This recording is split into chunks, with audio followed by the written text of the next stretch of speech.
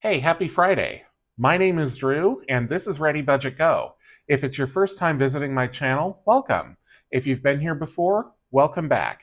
It's Friday, so it's time for the weekly reel. This is where I go over my real numbers, my real income, my real spending, my real bills, all of the cash that came into and out of my life over the course of the last week. I also talk about my goals, how I'm making progress on those, how far I am away from achieving the goals. I've got a couple big updates on that this week, and some big changes for my July budget when the month is only 3 days old.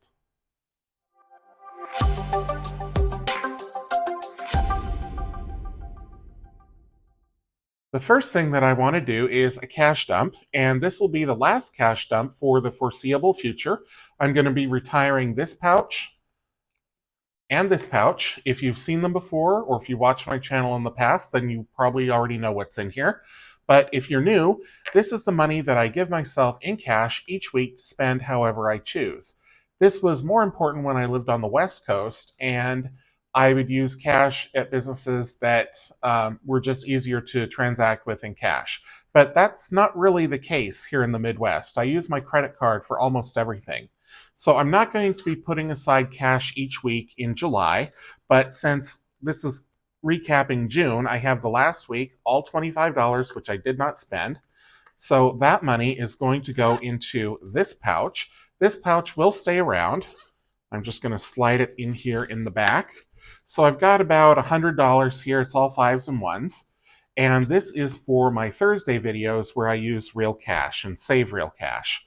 So I will be getting more cash out of the bank. I think this is sufficient for July, but I also want to be able to trade in smaller bills for bigger bills so my envelopes don't get too bulgy.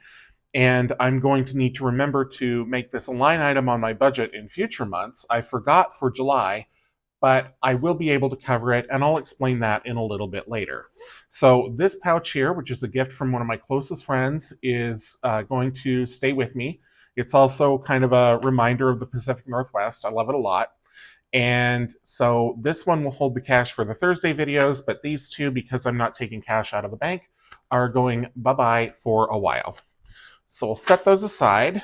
This pouch I will set aside in a different spot because I don't need the cash anymore. So before I go into the budget, let's talk about goals real quick. So I keep all of my 2026 goals at the front of my budget binder because I want to make sure that I'm reviewing them every time I look at my budget, or most times when I look at my budget, because this is my North Star. This is what keeps me motivated and reminds me of where I'm going. So if you've been following along, then you've seen me achieve several of these goals throughout the year. I won't talk about that first one right now. The emergency fund, that was finished in March. The big move was finished in May. And the blip fund, I am finishing this week. So that's done. I also finished another goal this week, which was to seed my business account. Now, I kind of did this sort of through the back door. So let me explain what happened. When I was getting ready to move out of Washington State, I took all the cash that I had, which was in the Thursday binder, where I was saving cash in my Treasure Island Pirate Savings Collab and in the Happy Mail jail, as well as all of the cash that was in my stockpiles binder, sinking funds binder. I took all of that to the bank just because I didn't want to be taking that much cash with me or have it on me while I'm driving across 11 states to get to the Midwest. 13 states, something like that. So that all went into the bank. When I got here to Ohio, I needed to open a new business bank account. This was something my accountants asked me to do, and I said, well, I don't really want to do it in Washington State, knowing that I'm going to be moving to the Midwest. So let me get established there, and then I'll find a Midwest bank to open an account. So I did all that. Now, the business account that I opened has a reward attached to it where if you seed it with $2,000 and you keep that in there for, I think it's 3 months, they give you a certain amount of money as a bonus on top of that. So, okay, so I took the money that was it was over $2,000, but I took all of that was in my checking account that was just sitting there for the sinking funds and whatnot, and I put that into the business account. thinking that once I got to a point where that account was established, I'd received the bonus and everything, I would just take it out and put it back into another account for sinking funds. And then Prime Day happened, and then that's kind of like, well, I'm going to rob all the sinking funds anyway, so that money's never going to go back into the sinking funds account. I had the funds to cover those charges in checking, so I was just going to use that. And then I thought, well, then that means I can mark this as a completed goal because I seeded the account. So that's what I decided to do. I don't know if any of that makes sense. It probably would make more sense if I showed the actual ledger of the debits and credits and all these different accounts. But let me just say this. Getting a new bank account set up and sort of reconfiguring my whole financial life to separate personal and business, even though ReadyBudgetGo is a sole proprietorship, it's best to have that separate, has been a real mess. So just getting set up with a new bank, they ask you all these questions, you have to fill out all these forms, you have to fill out new forms with the state. It's been a long, long process. There's also now all these anti-money laundering things where you have to go through all these additional steps before the account can accept deposits. So if you haven't opened a checking account, especially, or a savings account, but especially a checking account in a while, it's a whole new ballgame out there. So things got pretty messy, and I was trying to keep everything straight, and I thought, you know what, I'm just going to declare bankruptcy with my stockpiles and just say all the money that was in there is no more. It either went into the business account as part of this goal, or it's going to pay the bill for Prime Day spending. One of the two. And then for the blip fund, that is the other goal that I was on track to complete this week, and I did complete. So we'll talk about that in more detail later, but I've probably babbled on long enough about this. Let's get into the nuts and bolts. So we are closing out June for 2026. We are a few days into July at this point, but my weeks run from Friday through Thursday. So I had a couple days of July that were in the June budget as far as like the wallet spend, because that's where the Friday through Thursday comes in. So this week, all the new transactions are highlighted in blue. So paycheck 2 came in, $31.18. My cell phone reimbursement came in for $100. I didn't have any additional bills come out. Wallet spending, $270.03. I will explain why this is an overage as I get into the transaction detail. And then savings, which is really my stockpiles or goals, savings goals, right? This was $511. So I totaled out everything here. Income was a little bit higher. Bills were just a little bit lower. I went about $70 over in my weekly spend. A little bit extra into my stockpiles, a little bit extra into savings. So all totaled, I had about double the remainder that I thought I would. Okay, moving on. So I don't usually revisit cash allocation. This is more of an exercise that I do when I'm planning my budget, just to determine where the extra money is going that month. So this month it was savings, it was the blip fund. So I did that every week and got that blip fund fully funded. Cash flow, this is the sort of a check register that I keep track of all of the transactions in my checking account. This is my personal checking account. So what I need to do, though, is make sure that everything balances. So I did total the deposits and the withdrawals, but let's just make sure that it's copacetic with the amount that was in there on the last day of the month. So I started with 50, 65, 44. Total deposits, 74, 83, 90. Total withdrawals, 79, 67, 60. So this should total 45, 81, 74. 45, 81, 74. It does. So I can check that off because it balances. Not too many transactions this month, so pretty good chance we were going to balance. Okay. And I did write the number here as the opening balance in July. We'll talk about that a little bit later. Expenses for the week are down here. So everything was DoorDash or Kroger. Lots of DoorDash this week. It's been hot. It hasn't been a good week to cook. Also, I ordered a couple of new appliances on Prime Day. I ordered a Dutch oven and I ordered an air fryer. The Dutch oven came, but then it was hot, so I didn't unpack it. I finally did, made a couple dishes in it, and it's wonderful. Highly recommend. But I also am still waiting on the air fryer, so I'm not sure when that's going to come in. That kind of impacts how I'm going to budget my groceries for next week, so we'll see how that works out. Another reason my food bill was high here, so groceries $125. That's a lot for me. Last week it was like 80 bucks. And the reason that it was high is because some of these Dutch oven recipes require spices that I don't have, either because I just didn't have them before, or because I had them and I chucked them when I moved from Washington to here. So I had to buy paprika, I bought chives, I bought dill, I bought cayenne, I bought something else. I don't know. There was a whole bunch of stuff. Plus beef bouillon, plus Worcestershire sauce, plus.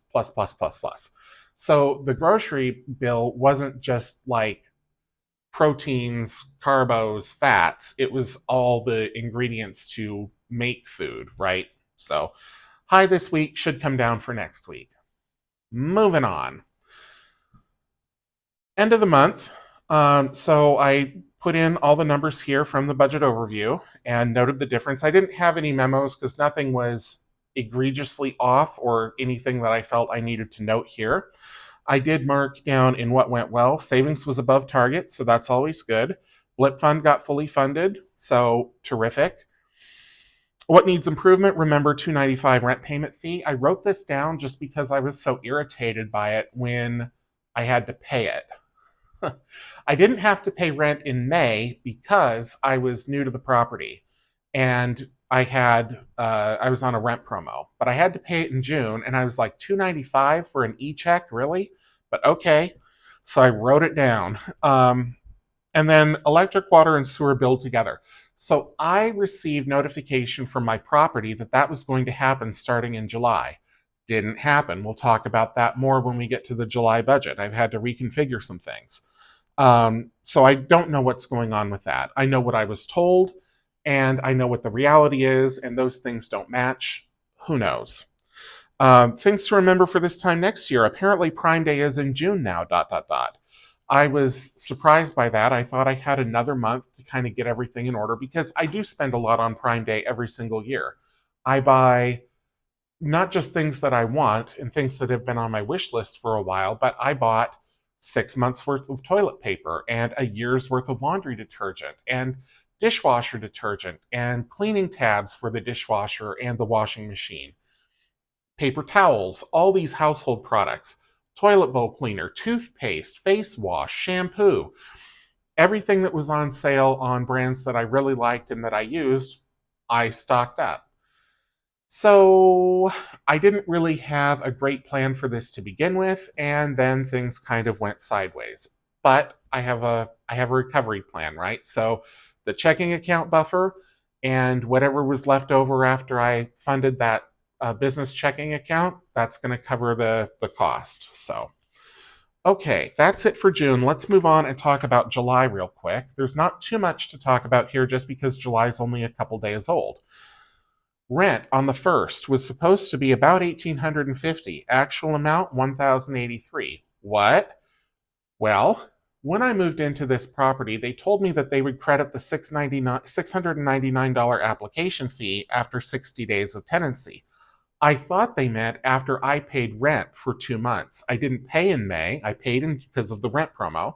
I paid in June. So I was expecting July to be another full boat with the credit coming in August. Nope, came in July.